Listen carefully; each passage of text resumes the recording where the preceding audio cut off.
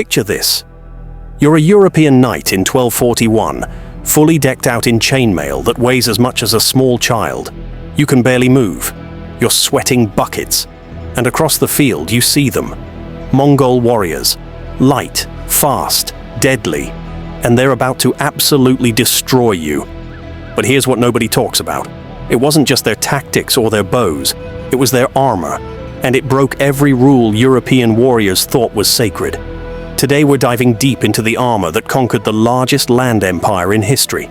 Grab that popcorn, smash that like button, subscribe, and buckle up for some Mongol madness.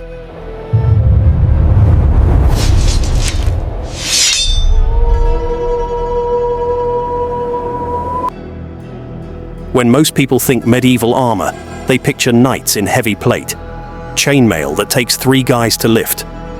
The Mongols looked at that and said, nah. Why? Because Mongols were mounted archers. Their strategy depended on speed. Hit fast, disappear. You can't do that in 60 pounds of European armor, so they invented something brilliant: Lamellar armor. Let me paint you what this actually looked like. Imagine facing a Mongol heavy cavalryman. The first thing you'd notice is the coat that looks like dragon scales. Hundreds of small rectangular plates overlapping like roof tiles. Each plate is 3 to 4 inches long, 1 to 2 inches wide, about the size of a playing card. These plates are cut from either hardened leather or thin iron. And here's the crucial detail. Each plate has 10 to 12 holes punched through it. 6 along the top edge, 4 to 6 along the bottom. The plates are arranged in horizontal rows, overlapping like shingles. The bottom edge of one plate overlaps the top of the plate below it.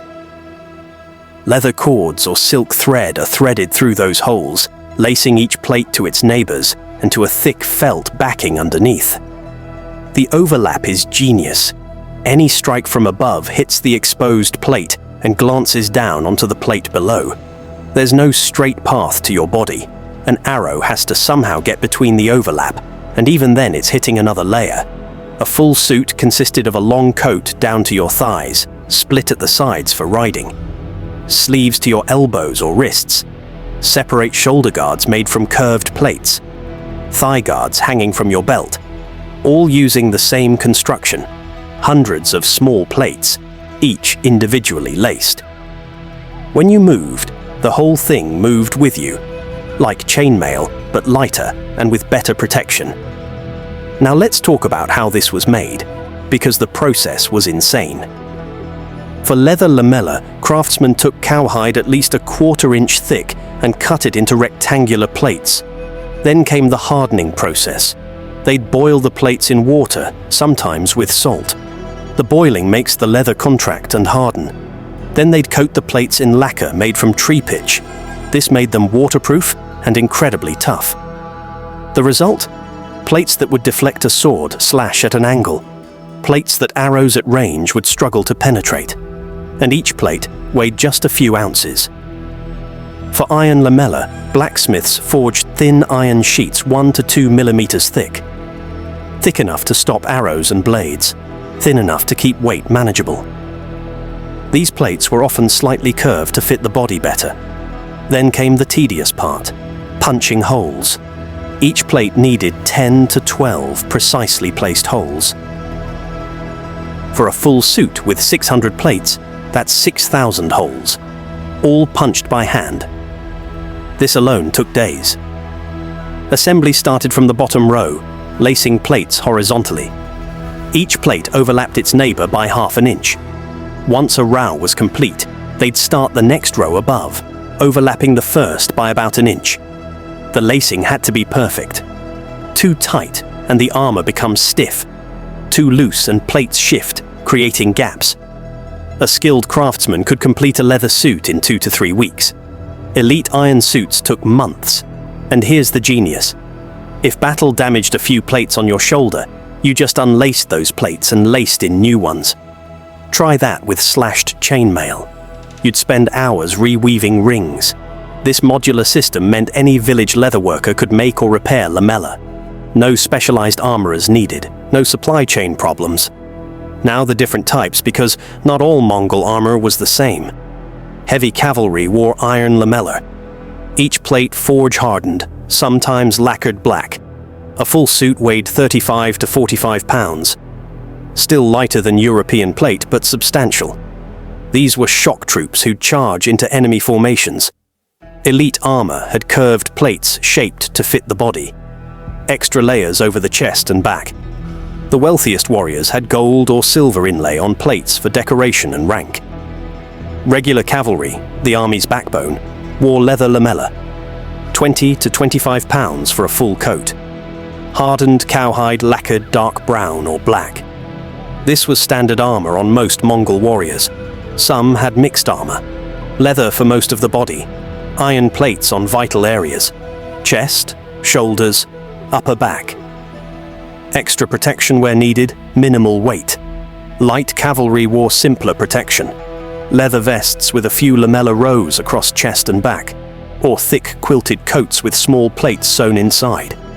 Not full lamellar, but better than nothing. These warriors needed maximum speed. Helmets were just as carefully designed. The standard Mongol helmet was conical, not rounded like European helmets, but pointed at the top. This shape meant any blow glanced off instead of transferring impact into your skull. Basic physics. Angled surfaces deflect force. Forged from single pieces of iron or riveted segments, these helmets had a rounded bowl covering the top and sides, sweeping up to that point at the crown. At the very top, a small metal spike could mount a horsehair plume identifying your unit. Around the bottom rim ran attachment points for the neck guard, more lamellar plates protecting your neck. Some neck guards were extensive, almost like an armored cape. The face stayed mostly open because Mongol warriors needed clear vision to shoot accurately. Inside, felt or leather padding absorbed shock and added comfort. Elite helmets had silver or gold inlay, better quality iron, sometimes hinged cheek guards, or mail aventails hanging from the rim. But even elaborate helmets kept that conical design. Because it worked. Now horse armor, because this is where Mongols went further than almost anyone. A Franciscan friar named John of Plano Carpini traveled to Mongolia in 1245 and wrote the first European eyewitness account of their equipment. He described horse armor, fashioned out of leather, using the same lamellar technique, divided into 5 pieces. A fully armored Mongol war horse was impressive. The first piece covered the horse's right side from tail to head, a long panel of lamellar hanging from the saddle, protecting the entire right flank. The second piece was identical for the left side. These overlapped at the spine and belly, ensuring no gaps. The third piece went across the horse's back and rump, from saddle to tail. The fourth was a chest plate covering the front, from neck to front legs. Arguably the most important, because charging horses were most vulnerable to frontal attacks. The fifth piece was head and neck armor. A piece covered the forehead, tied with leather straps. Some versions extended down the face with cutouts for eyes and nostrils. The neck had lamellar plates like human neck guards, allowing head movement while staying protected. All of this weighed maybe 25 to 30 pounds total, distributed across the horse's body. A war horse easily carried over 200 pounds of rider and equipment. An extra 30 was manageable. And it mattered. Mongol tactics relied on horses as much as riders. Their famous maneuvers, feigned retreats, encirclements, constant harassment, required healthy horses.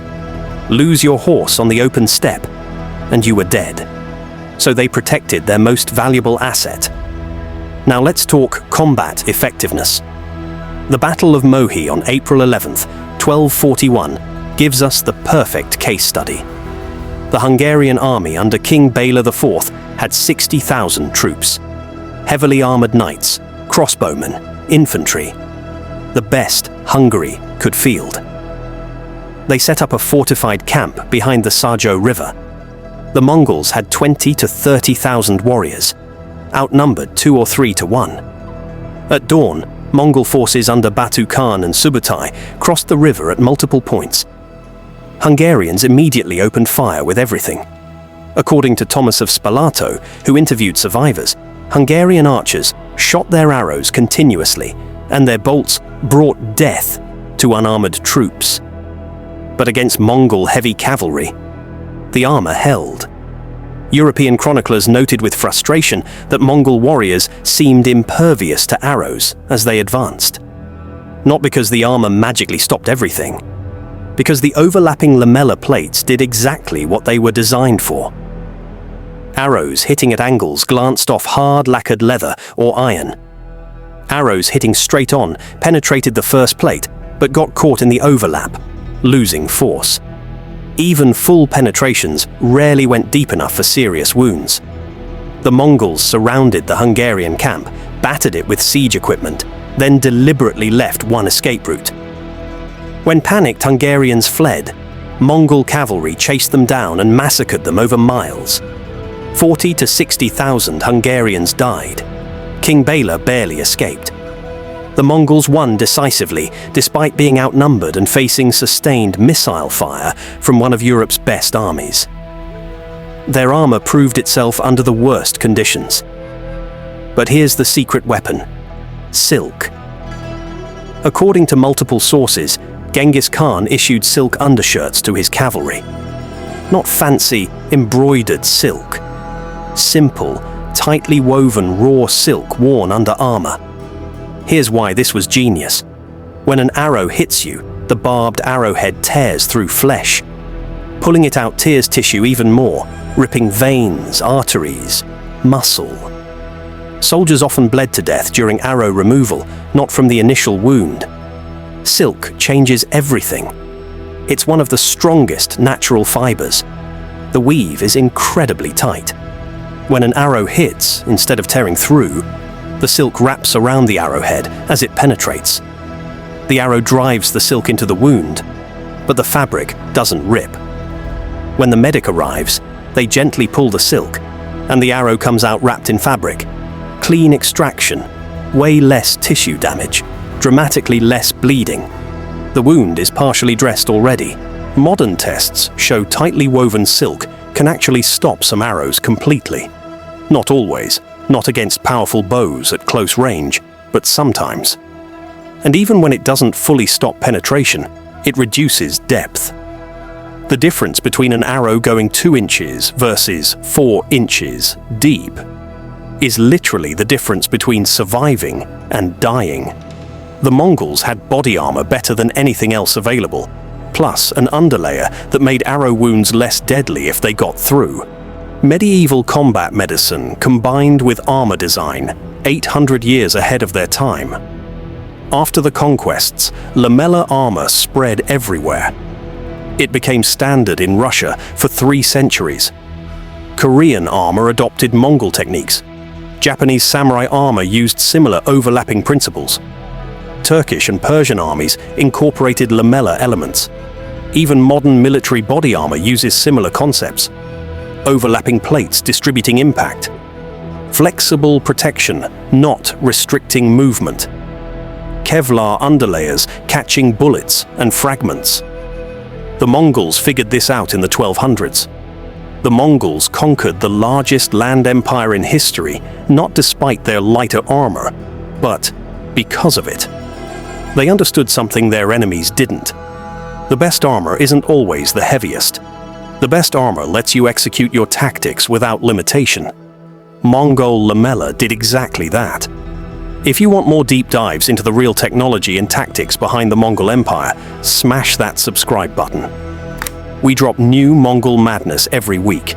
Drop a comment telling me what aspect of Mongol warfare you want next. Composite bows, siege tactics, logistics, whatever. Let's keep this conversation going. The Mongols didn't just conquer the world, they engineered the perfect system to do it. And it started with hundreds of small leather plates, carefully laced together, moving like a second skin. That's Mongol madness. See you next time.